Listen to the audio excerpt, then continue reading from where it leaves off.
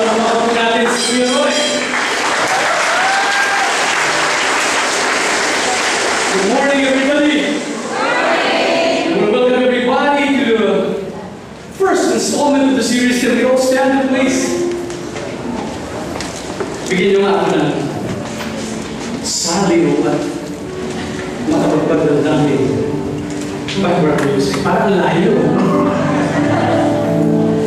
Taas ng energy, tapos na nag-reflect yung lahat. Naniniwala po ba kayo? There is God's will for us to experience victory in this life. Hindi ko naniniwala. Naniniwala po ba tayo lahat sa tagumpay na kaloob ng Diyos? Do you believe that the promise of victory is for us, for those who trust in God? Naniniwala ko kayo po. Parang nagulanta tayo. Hindi mo kayo namahanap na hilo kayo. If we believe that victory is for us, ibig sabihin naniniwala ka rin na mayroon palang labanan. Tama o tama? Kaya ka nanalo kasi may labanan, may gera, may digmaan na gagawin. Marahil yung iba sa atin hindi ito nararamdaman. Alam niyo bakit? Kasi yung iba sa atin, okay lang sa atin na tayo itanunan. Lugnog, diyan na tayo natulog, at diyan na tayo tumira. Ang hindi natin alam, ang mangyarihan, ang kaligayahan na nadarama ng mga nagwawagi, ito ang pinag-uusapan dito sa Feast Laguna. Pwede ko malapah. Let's pray together our favorite prayer in the name of the Father, and the Son, and the Holy Spirit. Amen. Today, I receive all of God's love for me. Today, I open myself to the unbounded, limitless, overflowing abundance of God's universe. Today, I open myself to God's blessings, healing and miracles. Today, I open myself to God's Word, so that I become more like Jesus every day. Today, I proclaim that God is alive. I'm God's servant. I'm God's powerful champion. And because I am blessed, I am blessing the world. In Jesus' name, amen.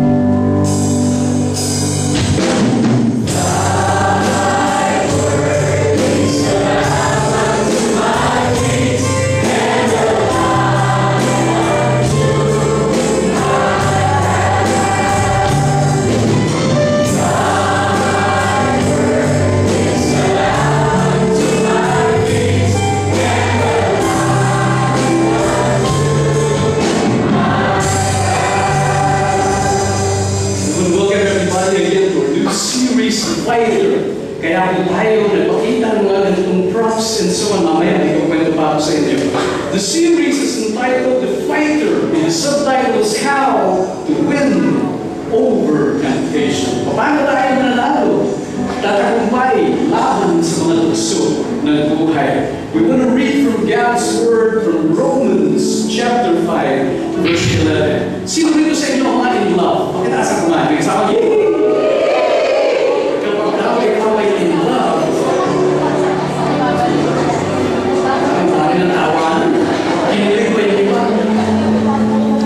Kung gusto mo rin may love, basahin mo ang Biblia, the book of Romans.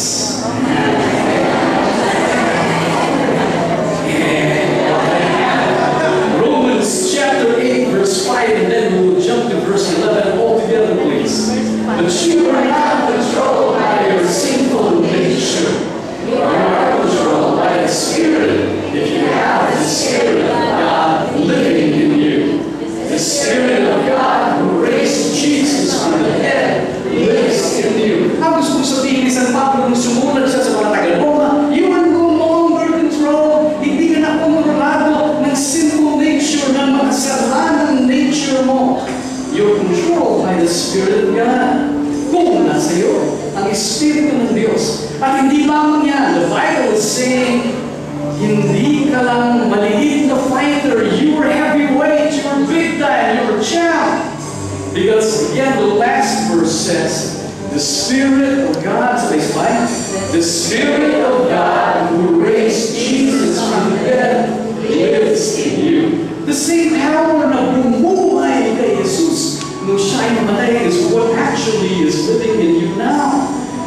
dahil hindi mo na alam.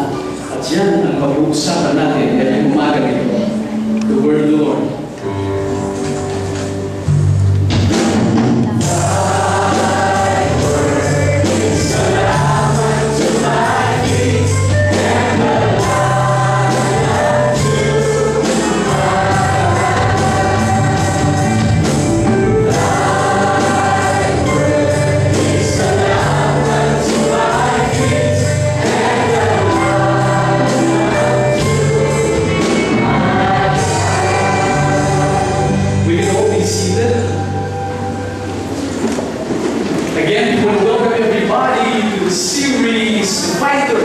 Alam po ninyo, early this year, I took on a new exercise that enrolled po ako sa boxing class. At ako, marami po ako natutunan at yun ang ikukwento ko sa inyo sa series na ito. The series is entitled The Fighter. We want to talk about how to win over temptations. Ito pong series na ito ay magbabahagi sa inyo ng mga bagay-bagay na ang tawag dyan ay myth-busting. Ibig pong sabihin ng myth-busting, ito pong mga ikakwento ko sa inyo, hindi nyo madalas naririnig, hindi ninyo nababasa. Maaari kayo magbasa ng mga aklat tungkol overcoming temptations. You might be hearing sermons from other places, sometimes even in the parishes. But what we'll be sharing with you today, ay medyo kakaiba na konti. Ikakwento ko sa inyo ang flip side. The 3 myth-busting messages. Number 1, focus on the good. Pakisabi sa slide, focus on the good. Focus on the good. Yan po ang talk natin this morning. Next week, Friends for the Good. And the third installment will be entitled Fight for the Good. Focus on the good. Yan po ang pag-uusapan natin ngayon. Sa series na ito, medyo kakaiba ang maririnig ninyo. Sa binasa natin ng scripture verses, ang sinasabi dito, we're no longer controlled by our sinful nature. What is God saying here? Simply. Tanong niyo, ano? Ano? Ang kapangyarihan ng Diyos ay nasa iyo. Tinagahalo mo lang naman. That means you don't need to focus on your sinful nature. It's good to be convicted by sin. You repent. But after that, beyond conviction, you don't want condemnation. Because the Spirit of God does not condemn you. At sabi niya, you don't need to focus on your sinful nature. You focus on the power of God. Naikwento ko na po sa inyo na ako ay nag-lead ng pilgrimage many weeks back. Pagkasama ko dito, may picture pa kami. Kasama ko si Ay de las Alas. Tinanong ko ni Ay de las Alas na napakahirap na tanong, ngunit kailangan ko sa muli. Napakaseryoso ng kanyang mukha, hindi ako sanay. At binuka niya ang kanyang bibig at sinabi niya ang $1 million question. Sabi niya, Brother John, nagkakasala ka pa ba? Meron pa bang mga sinasabi na nangangaral ka ng salita ng Diyos? Meron bang dumalabas sa bibig mo na hindi dapat lumabas yung mga hindi magagandang salita? Sabi ko sa kanya, sister, alam mo, lahat ng sinasabi ko, magaganda. Sa Tagalog, everything that I say are healthy comments. May isang brother lumapit sa akin, Brother, sabi niya sa akin, pumapayat ba ako? Sabi ko sa kanya, Brother, you're healthy. Ang tawag dyan, healthy comments.